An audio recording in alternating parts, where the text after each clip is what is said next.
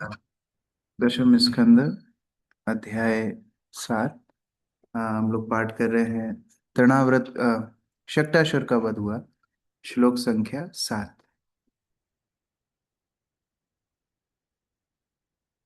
अधः शयानस्य शिशोरनोल्पका प्रबालमृत्वाङ्गृहतां व्यवर्तत विध्वस्तनानारसकूप्यभाजनम् व्यत्यस्तचक्राश विभिन्न कुबरम्।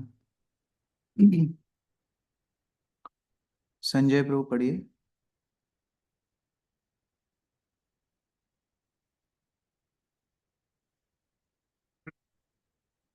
परमेश्वरी माता जी। श्री कृष्ण आंगन के एक कोने में छकड़े के नीचे लेटे हुए थे और यद्यपि उनके पांव कोपलों की तरह कोमल थे, किंतु जब उन्होंने अपने पांव से छकड़े पर लात मारी तो वह तेजी से उलटकर टूट फूट गया। पहिए धुरे से विलग हो गए, अरे बिखर गए और गाड़ी का लट्ठा टूट गया। इस गाड़ी पर रखे सब छोटे छोटे धातु के बर्तन भांडे इधर उधर छितर गए। हरे कृष्ण। तो बोला जाता है कुस्मादपि कोमलम वज्रादपि कठोरम। भगवान के जो अंग हैं वो कोमल होते समय बहुत कोमल हैं, पुष्प से भी ज्यादा कोमल हैं। और वज्रादपि कठोरम, जब वो कठोर होने पे आएंगे तो वज्र से भी ज्यादा कठोर है।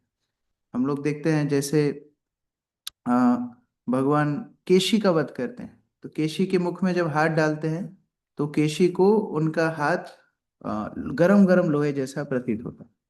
उसी प्रकार से हम लोग ब्रह्म संहिता में भी रोज गाते हैं अंगानि यस्य सकलेंद्रिय वृत्ति महंति। हर अंग से भगवान कोई भी अंग का काम कर सकते हैं। तो यहाँ पर यद्यपि बाहर से देखने में इतने कोमल है, 3-4 महीने का शिशु है, लेकिन जैसे ही उन्होंने उस बैलगाड़ी को स्पर्श किया वो बैलगाड़ी चूर चूर हो गई। तात्पर्य राघव लोग। श्री विश्वनाथ चक्रवर्ती ठाकुर ने इस श्लोक की टीका इस प्रकार की है। जब कृष्ण अत्यंत सुकुमार थे तो उनके हाथ पांव कोपलों के समान थे, फिर भी उनके पांवों के छूने से ही गाड़ी खंड खंड हो गई। ऐसा उनके लिए बिल्कुल संभव था और इसमें उन्हें अधिक परिश्रम भी नहीं करना पड़ा। अपने वामन अवतार में भगवान को अपने पांव को इतनी ऊंचाई तक बढ़ाना पड़ा था जिससे वह ब्रह्मांड के आवरण में प्रवेश कर सके। इसी तरह जब भगवान ने हिरण्यकशिपु को मारा तो उन्हें नृसिंहदेव के रूप में विशेष स्वरूप धारण करना पड़ा था, किंतु कृष्ण अवतार में भगवान को इतनी शक्ति व्यय नहीं करनी पड़ी।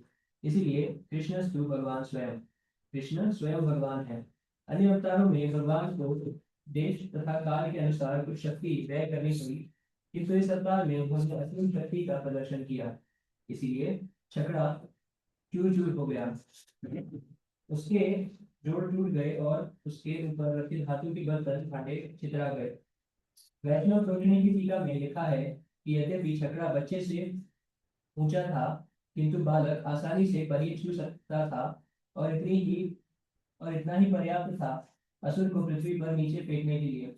भगवान ने एक ही साथ असुर को पृथ्वी पर फेंका और छकड़े को तोड़ डाला।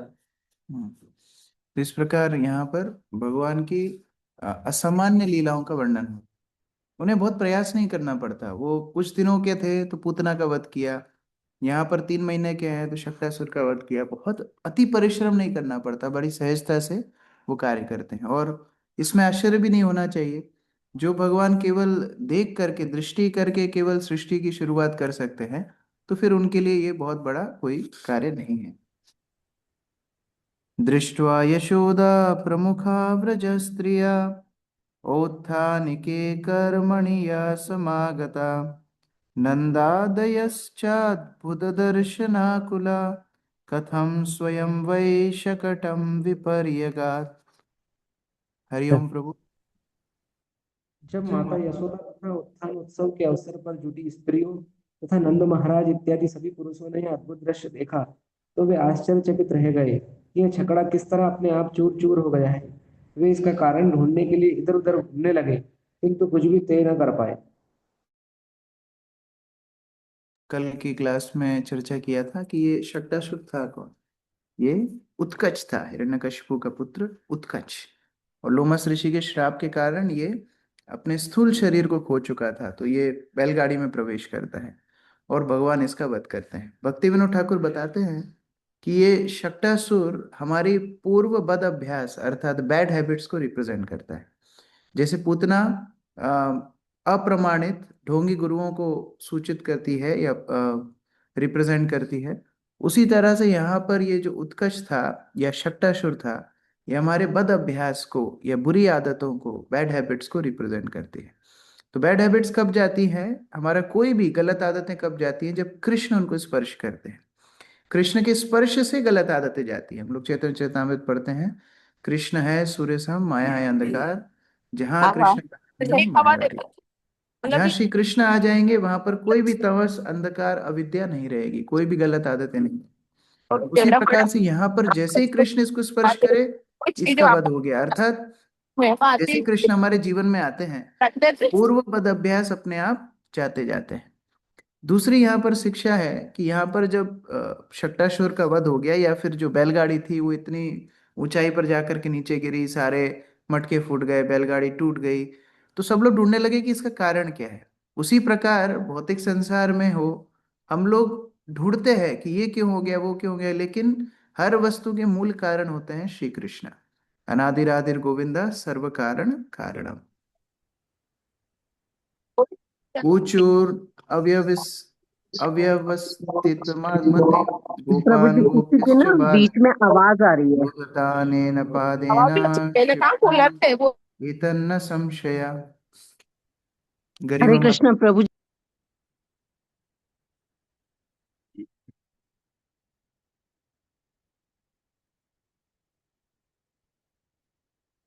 योगेश पाटीदार प्रभु।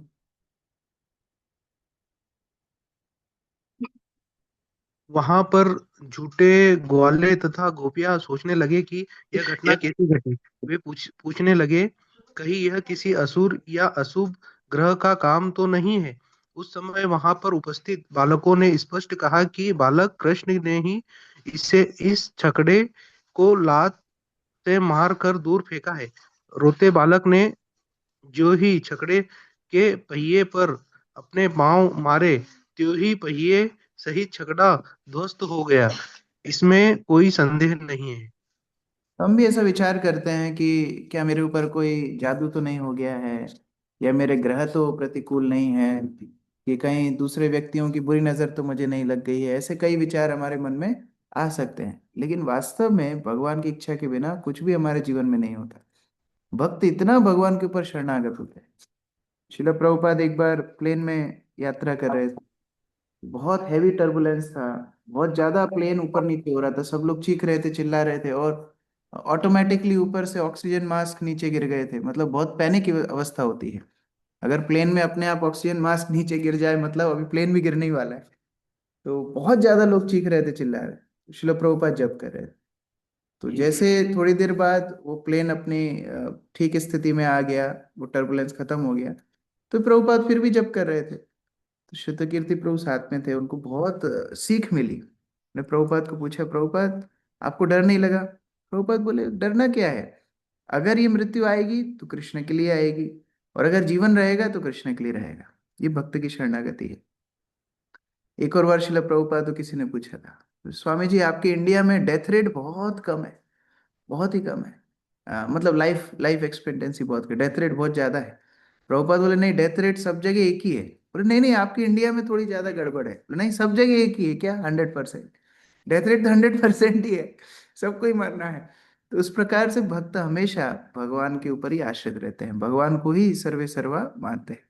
तो सब लोग ढूंढने लगे कि कहाँ पर, यद्यपि यहाँ पर वृंदावन वासियों का जो अज्ञान है वो माया के कारण नहीं है, वो प्रेम के कारण है। वो कृष्ण को इतना प्रेम करते हैं, इतना प्रेम करते हैं कि कृष्ण स्वस्थ रहे, कृष्ण हर तरह से आनंद में रहे, यही विचार करते हैं। तो ये देखने लगे कि अरे ये रो रहा है, यहाँ पर बैलगाड़ी के नीचे लेटा हुआ है, और ये इतनी बड़ी बैलगाड़ी यहाँ पर गिरी, इसको कोई अनहित नहीं हुआ, तो हो सकता है कोई असुर या अशुभ ग्रह का काम हो जो हमारे बच्चे को हानि पहुंचाना चाहता था। अकिंचन प्रभु। हमने यह सुना है कि लोगों को भूत प्रेत सताते हैं। स्थूल शरीर प्राप्त न होने से भूत स्थूल शरीर को भूत कर उसी में अड्डा जमाना है। शक्तासुर ऐसा ही भूत था जिसने छकड़े में शरण ले रखी थी। और कृष्ण को क्षति पहुंचाने की ताकत। जब कृष्ण ने अपने छोटे छोटे मुलायम पैरों से छकड़े पर प्रहार किया तो जैसा वर्णन किया गया जा चुका है, भूत पृथ्वी पर आ पड़ा और उसका आश्रय भंग हो गया। पूर्ण शक्तिमान होने के कारण ही कृष्ण ऐसा कर सके, जिसकी पुष्टि ब्रह्म गीता में होती है। अंगानि यस्य सकलेन्द्रिय वृत्तिमन्ति पश्यन्ति कान्ति कलयन्ति चिरं जगन्ति आनंद चिन्मय सदुज्ज्वल विग्रहस्य गोविन्दमादि पुरुषं तं भजन्ति। कृष्ण का शरीर सच्चिदानंद विग्रह या आनंद चिन्मय रस विग्रह है, अर्थात उनके आनंद चिन्मय शरीर को का कोई भी अंग किसी अन्य अंग की तरह कार्य कर सकता है। भगवान की अचिंत्य शक्तियां ऐसी हैं। भगवान की ये शक्तियां अर्जित नहीं करनी होती, वे उनके पास ही रहती है। इस तरह कृष्ण ने अपने नन्हे नन्हे पाँव से चाहिए सामान में ऑर्डर नहीं तो वो कर सारा कार्य को किया। यही नहीं, यदि कोई सामान्य बालक होता तो छकड़े के टूटने से उसे बुरी तरह चोट खा जाता, किंतु कृष्ण तो भगवान है। अतएव उन्हें छकड़े के टूटने में आनंद मिला और उनका बाल भी बांका हो गया। उनके द्वारा किया गया प्रत्येक कार्य आनंद चिन्मय रस अर्थात दिव्य आनंद से पूर्ण होता है। इसमें कृष्ण को बड़ा आनंद है। पास खेल रहे बालकों ने देखा था कि कृष्ण ने ही छकड़े के पहिए पर लात मारी थी, जिससे यह दुर्घटना घटी थी। योग माया की योजना से सारे गोपियों ने सोचा कि यह घटना किसी अशुभ ग्रह या असुर की करामात है, किंतु वास्तव में यह सब कृष्ण द्वारा किया गया था और उन्होंने इसका आनंद लिया था। जो कृष्ण की लीलाओं का रस लेते हैं वे भी आनंद चिन्मय रस पद को प्राप्त होते हैं। वे भौतिक पद से मुक्त हो जाते हैं। जब कोई व्यक्ति कृष्ण कथा सुनने की आदत बना लेता है तो निश्चय ही वह भौतिक जगत से परे चला जाता है, जिसकी पुष्टि भगवत गीता द्वारा होती है। इसका ज्ञान समुचित ज्ञान सद्गुण विराय कर सकते हैं। आध्यात्मिक पद को प्राप्त किए बिना भगवान की दिव्य लीलाओं का आनंद नहीं उठाया जा सकता। अथवा दूसरे शब्दों में, जो कोई भी कृष्ण की दिव्य लीलाओं का श्रवण करता है वह भौतिक पद पर स्थित नहीं होता, वरन दिव्य आध्यात्मिक पद पर स्थित होता है। तो भगवान का नाम है पवित्रम। पवित्रम भगवान का ही एक नाम है। तो जिस स्थिति में भगवान होते हैं वो तो पवित्र होती है, जिस स्थिति को भगवान स्पर्श करते हैं वो भी पवित्र हो जाती है। तो जहां भगवान होते हैं वहां कोई अमंगलकारी वस्तु, अशुभ वस्तु रह ही नहीं सकती। हमारा विश्वास होना चाहिए। जैसे गौरांग प्रभु एक इंसिडेंट बताते हैं, वो भी फ्लाइट का इंसिडेंट है। तो वो बताते हैं कि एक बार वो फ्लाइट में यात्रा कर रहे थे, तो एक व्यक्ति ने या तो नशा ज्यादा कर लिया था या जो भी कारण हो, वो बहुत चिल्ला रहा था। तो बहुत लोग उनको समझा रहे थे कि आप थोड़ा शांत हो जाइए, वो नहीं मान रहा था, मतलब एकदम पागल जैसी हरकतें कर रहा था। तो गौरांग प्रभु के बगल में एक माता जी बैठी थी, वो उनको बोलती है कि तुम्हारा ये मंत्र जो तुम जप कर रहे हो उसके ऊपर डालो ना, वो शांत हो जाएगा। तो गौरांग प्रभु बोलते हैं ये हमारा मंत्र ना, ये शराबियों के ऊपर काम नहीं करता। तो माता जी ने बहुत अच्छी बात बोली, वो बोलती है आपका मंत्र सब जगह काम करेगा अगर आपको विश्वास होगा तो। गौरांग प्रभु बोलते हैं अरे वाह, ये इनसे मुझे शिक्षा मिल रही है। तो फिर बाद में जाके उन्होंने उनको हरे कृष्ण जप कराया। कहने का अभिप्राय, हमको विश्वास होना चाहिए कि कृष्ण, कृष्ण की कथा, कृष्ण का नाम कितना शक्तिशाली है। हमारे जीवन की समस्याएं कितनी नगण्य हैं, कितनी छोटी हैं। अगर भगवान हमारे जीवन में आएंगे तो कोई अमंगल वस्तु हमारे जीवन में हो ही नहीं सकती, ये विचार ही नहीं होना चाहिए। और अगर तथाकथित समस्याएं, चुनौतियां या कोई उतार चढ़ाव भक्त के जीवन में आता भी है, वो भगवान की कृपा होती है। भक्ति जीवन में हमेशा एक जैसी स्थिति नहीं चलती। जिस दिन एक जैसी स्थिति चलने लगेगी तो दो कारण होंगे, या तो व्यक्ति का पतन हो चुका होगा तो एक जैसा वो पतन में ही रहेगा, या फिर वो शुद्ध भक्त बन जाएगा तो हमेशा कृष्ण प्रेम में रहेगा। ये दो अवस्थाओं में एक जैसी स्थिति रहती है। साधक स्तर में कभी खुशी कभी गम चलता ही रहता है, कभी बहुत उत्साह भक्ति में आता है, कभी बिल्कुल नीचे उतर जाता है। और ये एक एक दो दिन तक नहीं, कई वर्षों तक भी चल सकता है। कुछ वर्षों तक बहुत रुचि आती है, फिर कुछ कुछ वर्षों तक बहुत उत्साह नीचे चला जाता है। लेकिन भक्त को विश्वास होता है मैं भगवान के स्पर्श में हूं, तो फिर मुझे चिंता क्या है। ये भगवान के कृष्ण स्पर्श की बहुत सारी लीलाएं हैं। जैसे भगवान जब कुब्जा को स्पर्श करते हैं तो उनका कूड़ कुबड़ दूर हो जाता है, ये कुबड़ से वो एक युवती बन जाती है। कृष्ण स्पर्श का ये प्रभाव है। गोवर्धन लीला में हम देखते हैं जब भगवान गोवर्धन उठाते हैं तो इंद्र ऊपर से इतनी मूसलाधार बारिश कर रहा है, इतना ऊपर से बिजलीपात कर रहा है, इतना हर तरह से गोवर्धन को चूर चूर करने का प्रयास कर रहे हैं, क्योंकि गोवर्धन आश्रय दे रहे थे पूरे ब्रजमंडल को। लेकिन वर्णन आता है कि गोवर्धन आनंद में नाच रहे थे। वो क्यों नाच रहे थे? ऊपर से इतनी वज्रपात हो रहा है, सिर पे बिजली गिर रही है, पानी गिर रहा है, सब गिर, इतना प्रलयकारी उनके ऊपर आक्रमण हो रहा है, फिर भी वो आनंद में क्यों थे? वो नीचे से छोटी सी उंगली भगवान ने स्पर्श कर रखी थी। तो ये कृष्ण स्पर्श का प्रभाव होता है।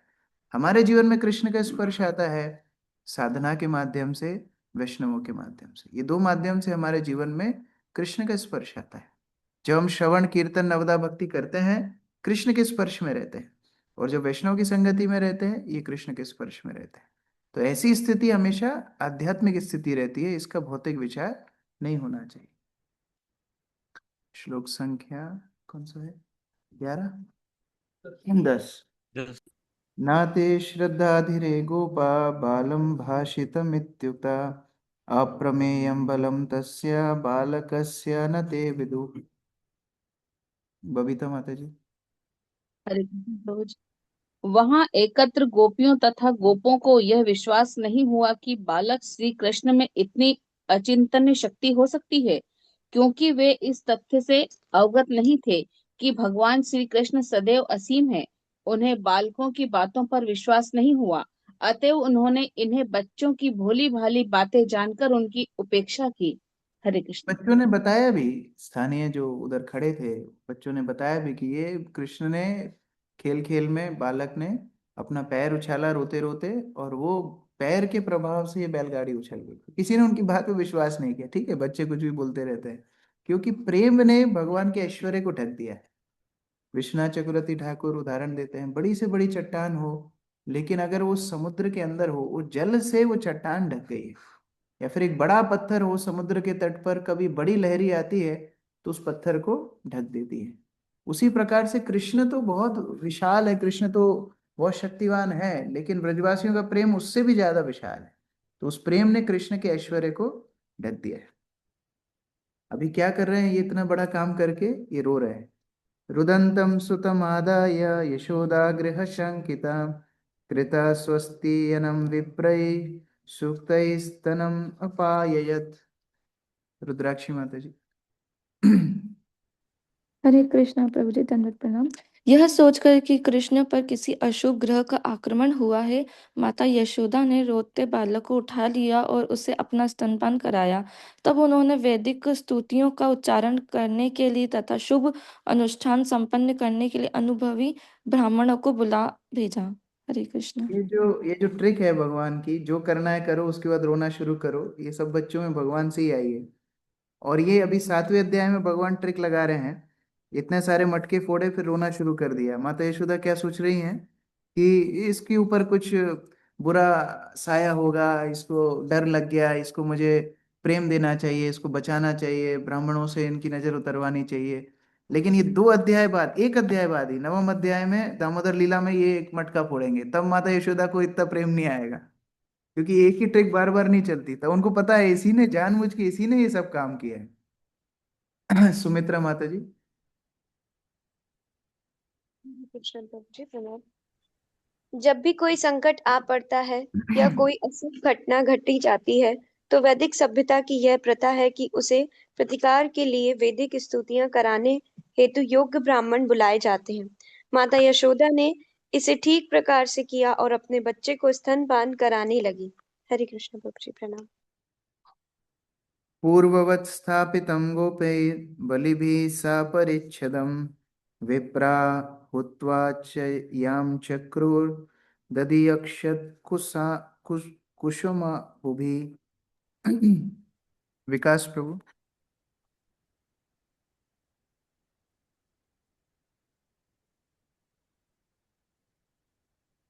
नीतेश प्रभु। हरे कृष्णा प्रभु जी, दंडवत प्रणाम। जब बलिष्ठ गठीले ग्वालों ने बर्तन भांडे तथा अन्य सामग्री को छकड़े के ऊपर पहले की भांति व्यवस्थित कर दिया, तो ब्राह्मणों ने बुरे ग्रह को शांत करने के लिए अग्नि यज्ञ का अनुष्ठान किया और तब चावल, कुश, जल तथा दही से श्री भगवान की पूजा की। हरे कृष्णा प्रभु। तात्पर्य प्रतिभा माता जी। तात्पर्य: छकड़े पर भारी भारी बर्तन भांडे तथा अन्य सामग्री रखी हुई थी। इस छकड़े को पूर्व स्थिति में लाने के लिए काफी बल की आवश्यकता थी, किंतु ग्वालों ने इसे सरलता से संपन्न कर लिया। फिर गोप जाति की प्रथा के अनुसार संकटमय स्थिति के क्षय हेतु विविध वैदिक अनुष्ठान किए गए। हरे कृष्ण। ये सूयनत्राम ये सूयानृतदम्भ्रेशा हिंसा मानविवर्जिता न तेषां सत्यशीलानाम् आशिषो विफला कृता इति बालकमादाय सामर्गयजुर उपाकृतै जलै पवित्रा उषधै शुद्धभिः अभिषिच्य द्विजोत्तमै वाचयित्वा स्वस्ति ययनं नन्दगोपसमाहिता हुत्वा चाग्निं द्विजातिभ्यः प्रादात् अन्नं महागुणम्। पढ़ो भूमिका माता जी।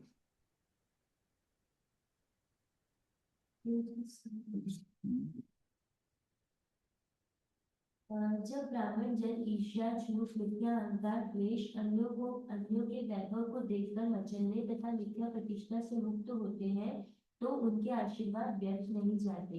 यह सोचकर नंद महाराज ने गंभीर होकर कृष्ण को अपनी गोद में ले लिया और इन सत्यनिष्ठ ब्राह्मणों को साम, वेद तथा यजुर्वेद के पवित्र सूक्तों के अनुसार अनुष्ठान संपन्न करने के लिए आमंत्रित किया। जब मंत्रोच्चार हो रहा था तो नंद ने बच्ची को शुद्ध जड़ी बूटियों से मिश्रित जल से स्नान कराया और अग्नि यज्ञ करने के बाद सभी ब्राह्मणों को उत्तम अन्न और अन्य प्रकार के पदार्थों का स्वादिष्ट भोजन कराया। भगवान अपनी एक लीला से बहुत सारी शिक्षाएं देते हैं। यहाँ पर भगवान ये शिक्षा दे रहे हैं, यद्यपि उन्होंने इतने बड़े राक्षस का वध किया, यद्यपि इतने उनके ऐश्वर्यवान लीलाएं चल रही हैं, उसके बाद भी उस लीला में वो आशीर्वाद ले रहे हैं। नंद महाराज उनको गोदी में लिए हैं। जो ब्राह्मण सारे दुष्विकारों से मुक्त हैं, ऐसे ब्राह्मण जन उनको आशीर्वाद दे रहे हैं। और यहाँ पर क्या बोल रहे हैं, जो ऐसे ब्राह्मण जन हैं जो सारे असत भावनाओं से मुक्त हैं, उनका आशीर्वाद कभी व्यर्थ नहीं जाता। वो एक बार उच्चारण करते हैं, उस आशीर्वाद से उस जीव की सिद्धि हो जाती है। हम लोग कितनी बार ये श्रवण करें, पठन करें कि भक्ति मिलती है भक्तों के आशीर्वाद से। यहाँ उत्कच आया भगवान के पास, उनका उद्धार हुआ। कैसे हुआ? लोमस ऋषि की वाणी से। केवल उनने बोल दिया कृष्ण तुम्हारा उद्धार करेंगे, हो गया। आगे नलकुबर मणिग्रीव का उद्धार होगा, किसकी वाणी से? नारद मुनि की वाणी से। तात्पर्य यामिनी माता जी। ब्राह्मणों की योग्यता एवं उनकी आशीर्वाद पर पूरा पूरा भरोसा था। आवाज आ रही है भक्तों को ऑनलाइन? उन्हें पूरा विश्वास जी प्रभु जी, बहुत कम स्लो आवाज आ आ रही रही है प्रभु जी, स्लो आ रही है। विश्वास था कि यदि उत्तम ब्राह्मण केवल अपना आशीर्वाद है। दे आ रही है प्रभु जी, आ रही है। योग्य ब्राह्मणों के आशीर्वाद न केवल भगवान कृष्ण को अपितु हर एक को सुख प्रदान करने वाले होते हैं। पूर्ण स्वावलंबी होने के कारण कृष्ण को किसी के आशीर्वाद की आवश्यकता नहीं है। फिर भी नंद महाराज ने सोचा कि कृष्ण को ब्राह्मणों के आशीर्वाद की जरूरत है, तो फिर अन्यों के लिए क्या कहा जाए। अतः मानव समाज में पुरुषों का एक आदर्श वर्ग ब्राह्मण वर्ग होना चाहिए जो अन्यों को अर्थात स्त्रियों, वैश्यों को आशीर्वाद दे सके, इससे हर कोई सुखी हो सके। इसलिए भगवत गीता में कृष्ण कहते हैं कि मानव समाज में 4 वर्ग होने चाहिए। चातुर्य वर्णम मया सृष्टम गुण कर्म विभागशः। ऐसा नहीं है कि हर कोई शूद्र या वैश्य बन जाए तो मानव समाज समृद्ध होगा। जैसा कि भगवत गीता में स्थापना की गई है, सत्य, सम, धर्म तथा तितिक्षा जैसे गुणों से युक्त ब्राह्मणों का एक वर्ग होना चाहिए। यहाँ भागवत में भी नंद महाराज योग्य ब्राह्मणों को बुलवाते हैं। कोई जाति से ब्राह्मण हो सकते हैं और हमारे मन में ब्राह्मण जाति के लिए आदर है, तो ब्राह्मण परिवारों में जन्म लेने से ही वे मानव समाज के अन्य सदस्यों को आशीर्वाद देने के योग्य नहीं बन जाते। यह शास्त्रों का निर्णय है। कलयुग में ब्राह्मण जाति में जन्मे मानव को ही ब्राह्मण मान लिया गया है कि प्रत्येक सूत्र में भी कलयुग में 2 पैसे का जनेऊ धारण करके कोई भी व्यक्ति ब्राह्मण बन जाता है। नंद महाराज ने ऐसे ब्राह्मणों को नहीं बुलवाया था। जैसा कि नारद मुनि ने कहा है, यल्य सक्षणम प्रोक्तम। शास्त्र में ब्राह्मण के लक्षण दिए हुए हैं और इसे उन लक्षणों से संपन्न होना चाहिए। ऐसे ब्राह्मण जो ईर्ष्यालु नहीं है, गर्व से फूले नहीं रहते तथा अहंकार और मिथ्या प्रतिष्ठा नहीं दिखलाते और सद्गुणों से युक्त होते हैं, वे ही उपयोगी होते हैं। इसलिए मनुष्य के एक वर्ग को शुरू से ही ब्राह्मण बनने की शिक्षा दी जानी चाहिए। ब्रह्मचारी गुरुकुले वतन दान तो गुरु भंता। दानता शब्द अत्यंत महत्वपूर्ण है। यह ऐसे व्यक्ति का सूचक है जो ईर्ष्यालु नहीं होता और झूठी प्रतिष्ठा के बल पर इतराता नहीं। कल ही पढ़ रहा था, श्रील प्रभुपाद अपने वैशिष्टाष्टक भजन में लिख रहे थे, मैं आप लोगों को शेयर करता हूँ। प्रभुपाद बड़ा दुख अपना व्यक्त कर रहे थे कि भगवान की जो संपत्ति है वो असुर लोग लूट करके खा रहे हैं, और जो इस संपत्ति में शोषित हो रहे हैं वो प्रजागण सब हाय हाय कर रही है। असुर लोगों ने इतना शोषण कर दिया कि भोजन करने के लिए भी साधन नहीं है। लोहे की बड़ी बड़ी बिल्डिंग बन रही है लेकिन भोजन महंगा है। और जिनकी जिम्मेदारी है वो वैदिक संस्कृति को पुनः स्थापित करने की, वो क्या बोल रहे हैं यहाँ पर? प्रभुपाद बोल रहे हैं, दो पैसार सूता गलाए ब्रह्मांड बलावे। जो 2 पैसे का जनेऊ पहन लेगा वो अपने आप को ब्राह्मण बोलेगा, वो ब्राह्मण का कार्य नहीं जानेगा। ब्राह्मण का क्या दायित्व है? पूरे विश्व को दिशा दिखाना, आध्यात्मिक उन्नति कराना, वैदिक सभ्यता का स्थापना करना। वो नहीं है, नहीं जनेऊ है मेरे पास। और गेरुआर पोषक मात्र सन्यासी रहे। और मैंने गेरुआ वस्त्र पहन लिया ना, मैंने सैफरन पहन लिया ना, मैं सन्यासी हो गया बस। और कोई मेरा काम मैं करूँ ना करूँ, यहाँ देखो क्रिकेट खेल रहे हैं वो लोग, मैं काम करूँ ना करूँ सन्यासी का, लेकिन मैं गेरुआ वस्त्र पहन लिया। और इस तरह से कलयुग में सारे लोगों की दुर्दशा हो रही है। तो ऐसे में क्या करना चाहिए? भाई प्रभुपाद अगली लाइन परपट में जो बताएंगे, पर दुख दुखी है वैष्णव प्रसिद्ध से ही ख्याति हबे सब प्रचार प्रवृत्त। बोल रहे हैं ऐसे टाइम पर जो वैष्णवों का प्रसिद्ध नाम है पर दुख दुखी, दूसरों के दुख को देख करके वैष्णव दुखी होते हैं। अब ऐसे वैष्णवों को अपने नाम को सार्थक करना चाहिए। अगर वो कृष्ण भक्ति का प्रचार करेंगे, कल ही अपने आप दूर चला जाएगा। यही महाप्रभु के अनुयायियों का भाव है। तो यहाँ पर प्रभुपाद तात्पर्य में अभी बता रहे हैं क्यों कृष्ण भावनामृत आंदोलन में ब्राह्मण बनाए जा रहे हैं, क्यों वैष्णवों की प्रचार किया जा रहा है, क्यों ये सब गुणों के ऊपर इतना बल दिया जा रहा है कि आपको ईर्ष्यालु नहीं होना है, आपको अहंकारी नहीं होना है। क्योंकि पूरे विश्व को हाहाकार करते हुए अगर हम देख रहे हैं, वैष्णव के हृदय में वो करुणा आनी चाहिए कि अगर वैष्णव ये जिम्मेदारी नहीं लेंगे तो कौन जिम्मेदारी ले? अमित प्रभु पढ़िए। हरे कृष्ण जी, दंडवत प्रणाम। हम कृष्ण भावनामृत आंदोलन के द्वारा समाज में ऐसे ब्राह्मणों का समावेश करने का प्रयास कर रहे हैं। ब्राह्मण को अंततः वैष्णव हो जाना चाहिए, और यदि कोई वैष्णव है तो उसने पहले ही ब्राह्मण के गुण अर्जित कर लिए हैं। ब्रह्मभूत प्रसन्नात्मा। ब्रह्मभूत शब्द ब्राह्मण बनने या ब्रह्म क्या है उसे समझने का सूचक है। ब्रह्म जानातीति ब्राह्मणः। जो ब्रह्मभूत है वह सदैव प्रसन्न रहता है, प्रसन्नात्मा। न शोचती न कांगती, वह कभी भौतिक आवश्यकताओं से विचलित नहीं होता। सम सर्वेषु भूतेषु, वह हर एक को समान रूप से आशीर्वाद देने को तैयार रहता है। मद भक्ति लभते पराम, तब वह वैष्णव बनता है। इस युग में श्रील भक्ति सिद्धांत सरस्वती ठाकुर ने अपने वैष्णव शिष्यों के लिए यज्ञोपवीत संसार का सूत्रपात इस विचार से किया कि लोग समझे कि जब कोई वैष्णव बनता है तो पहले से ही ब्राह्मण के गुणों को अर्जित कर चुका होता है।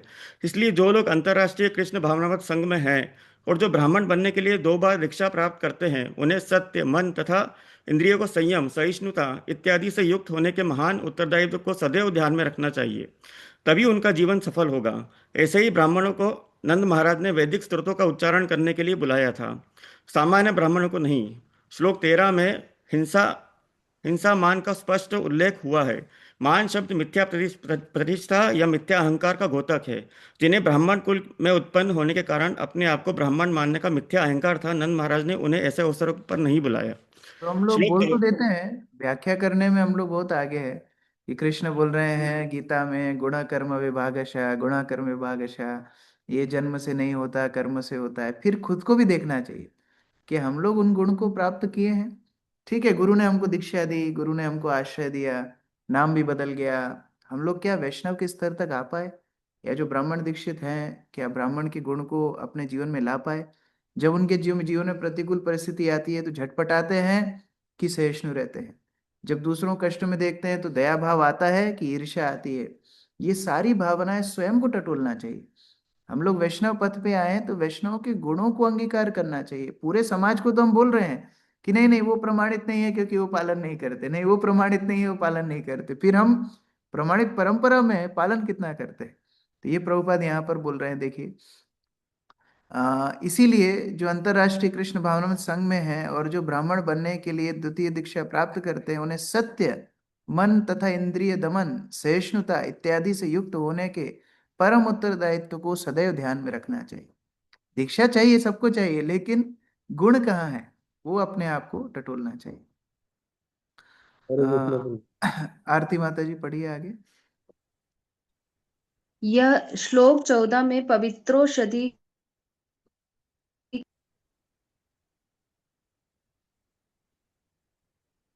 क्या हुआ?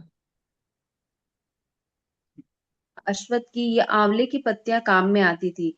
इसी तरह पंचगव्य, पंचशस्य तथा पंचरत्न थे। वैश्य जाति के होते हुए भी नंद महाराज को यह सब पता था। इन श्लोकों का सबसे महत्वपूर्ण शब्द है महान गुणम, जो सूचित करता है कि ब्राह्मणों को उच्च कोटि का स्वादिष्ट भोजन प्रदान किया जाता था। ऐसे स्वादिष्ट व्यंजन प्रायः अन्न तथा दुग्ध, इन दो वस्तुओं से तैयार किए जाते थे। इसलिए भगवत गीता का आदेश है कि मानव समाज को गायों का संरक्षण प्रदान करना चाहिए और कृष्ण को प्रोत्साहन देना चाहिए। कृषि गोरक्ष वाणिज्यम वैश्य कर्म स्वभावजम। केवल पटु पाक विद्या द्वारा कृषि उपज तथा दुग्ध उत्पादनों से हजारों प्रकार के व्यंजन तैयार किए जा सकते हैं। इसे यहाँ पर अन्नम महागुणम शब्दों से व्यक्त किया गया है। आज भी भारत में इन दो चीजों से, दूध तथा अन्न से, हजारों प्रकार के व्यंजन तैयार किए जाते हैं और फिर श्री भगवान को अर्पित किए जाते हैं। चतुर्विध श्री भगवत प्रसाद पत्रम पुष्पम फलम तोयम यो में भक्त्या प्रयक्षति। तब प्रसाद वितरित किया जाता है। आज भी जगन्नाथ क्षेत्र तथा अन्य बड़े बड़े मंदिरों में आर्च विग्रह को अत्यंत स्वादिष्ट व्यंजन अर्पित किए जाते हैं और प्रचुर मात्रा में प्रसाद वितरित किया जाता है। उच्च कोटि के ब्राह्मणों द्वारा दक्षता के साथ पकाया गया और फिर जनता में बांटा जाने वाला यह प्रसाद भी ब्राह्मणों या वैष्णवों से प्राप्त आशीर्वाद होता है। प्रसाद 4 प्रकार का होता है। चतुर्विध, नमकीन, मीठा, चटपटा तथा खट्टा स्वाद विभिन्न प्रकार के मसालों से प्राप्त किया जाता है और भोजन 4 विभागों में तैयार होता है। चर्व, चुष्य, लेह तथा पेय, अर्थात चबाकर खाए जाने वाले, चाटने वाले, जीभ से स्वाद लिए जाने वाले तथा पिए जाने वाले प्रसाद। इस तरह अन्न तथा घी से नाना प्रकार के प्रसाद तैयार किए जाते हैं, फिर अर्च विग्रह पर भेंट किए जाते हैं और तत्पश्चात ब्राह्मणों तथा वैष्णवों में और अंत में सामान्य जनता में वितरित किए जाते हैं। मानव समाज का यह तरीका है। गोवध तथा भूमि के विनाश से भोजन समस्या हल होने वाली नहीं है। यह सभ्यता नहीं है। असभ्य जंगली लोग कृषि द्वारा अन्न उत्पादन तथा गोरक्षा से अनजान होने के कारण पशुओं को खा सकते हैं, किंतु ज्ञान में अग्रणी पुण्य मानव समाज को कृषि से तथा गोरक्षा से उत्तम कोटि का भोजन बनाना अवश्य सीखना चाहिए। हरे कृष्ण। इस प्रकार यहाँ पर नंद महाराज पहले तो ब्राह्मणों की सेवा किए और अभी शक्टासुर के वध के बाद पुनः ब्राह्मणों की सेवा कर रहे हैं, दान इत्यादि कर रहे हैं कृष्ण के स्वास्थ्य के लिए, उनके मंगल के लिए। श्लोक संख्या 16 से कल पाठ करेंगे। किसी का कोई प्रश्न है? परमेश्वरी माता जी प्रश्न है? यस प्रभु। हरे कृष्ण प्रभु जी, धन्यवाद प्रणाम प्रभु जी। अभी जो आपने बताया कि जो शक्टासुर है हिरण्यकशिपु का पुत्र, उचकट, क्या नाम बताया था? उत्कच, उत्कच, सॉरी, उत्कच। और लोमेश ऋषि से श्राप मिला था उन्हें। हाँ, लोमस ऋषि, लोमस ऋषि। और भक्ति विनोद ठाकुर ने जो शक्टासुर है उसको किसका रिप्रेजेंट बताया? बद अभ्यास, बैड हैबिट्स, पुरानी बैड जो हैबिट्स बैड को। हैबिट्स हैं हमारी, उससे। जी ठीक है, थैंक यू प्रभु जी। राघव चंचन ये अच्छा है, आकर्षणी माता जी।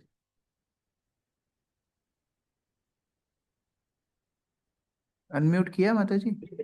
जी जी प्रभु जी, हरे कृष्णा प्रभु जी। प्रभु जी, कल मैं वैष्णव सदाचार की क्लास सुन रही थी, उसमें से थोड़ा सा ये था कि हम हर वॉशरूम के बाद हाथ पैर मुंह धोते हैं। तो मैं सोच रही थी कि आजकल अटैच होते हैं तो वो हाथ पैर धोने का सिस्टम भी वही वॉशरूम में होता है, तो फिर कैसे शुद्धता, ठीक कैसे है, शुद्ध कम होते से हैं? कम जो है, अंधा मामा से काना मामा अच्छा है। जो सुविधा जहाँ है कम से कम नियम पूरा पता हो और उसके बाद जितनी सुविधा उपलब्ध हो उसके अनुसार शुद्धि रखना चाहिए। एक और प्रभु जी, मैं कल बंसीधर प्रभु जी से भागवतम का सेकंड कैंटो सुन रही थी। उसमें भागवतम पढ़ने के बारे में उन्होंने बताया कि हम इस कॉन्टेक्ट में भागवतम पढ़ते हैं कि हमें कुछ अच्छा पॉइंट मिल जाए, हम आगे बता सकें। तो ये सही तरीका नहीं है। तो मैंने भी सोचा हाँ मैं भी ऐसे इसी हिसाब से नोट बनाती हूँ कि जब भी हम बोले तो हमें याद रहे। तो फिर क्या सकाम तो हमारा सकाम भाव हो गया। भगवान की सेवा के लिए अगर भाव है तो बात अलग है। मान लीजिए कोई भक्त गुरु के आज्ञा से प्रचार कार्य कर रहा है और वो ये विचार कर रहा है कि अगर मैं ठीक से पढूं तो इतने वैष्णवों की सेवा मुझे दी गई है ये क्लास देने के लिए, तो वो विचार गलत नहीं है। लेकिन ये सोचना कि ये पॉइंट बोलूंगा तो तालियां ज्यादा बजेंगी, वो फिर सकाम भाव हो गया। वो फिर शुद्ध भावना नहीं, उससे भक्ति जागृत नहीं होगी। और वो पॉइंट बोल के तालियां बजेंगी भी तो ना श्रोता को ना वक्ता को, दोनों को फायदा नहीं मिले।